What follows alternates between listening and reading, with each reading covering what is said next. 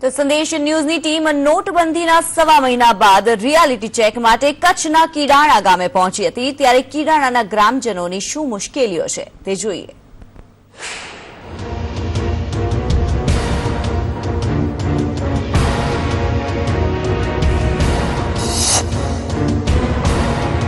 હાલ સંદેશ ન્યૂઝની ટીમ કચ્છના કીડાણા ગામે પહોંચી તો આપણે જાણીએ કીડાણા ગામના વાસીઓનું શું કહેવું છે. નોટબંધી એક સારો પ્રશ્ન છે, પણ પૈસા લેતી દેતીમાં સાહેબ થોડોક અમે સહકાર ગામના લોકો નથી આપતા. મુશ્કેલી ડેલી સવારના લાઈનમાં ઉભો રહેવું પડે છે. અમે મજૂર વર્ગ છે, અમે નથી અમારે ધંધે જવું તો અમારે શું કરવું પડે? અમે ધંધે જાય કે અહીંયા લાઈનમાં ઉભા રહે.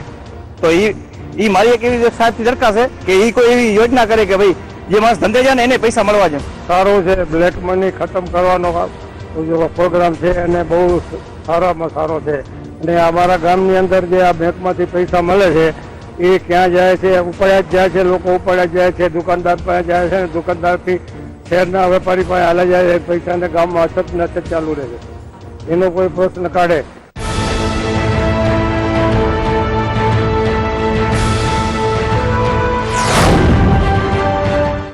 મુશ્કેલી અમારા કારણે પૈસા છે નહીં યાર, એટલે બેરોજગાર થઈ ગયા.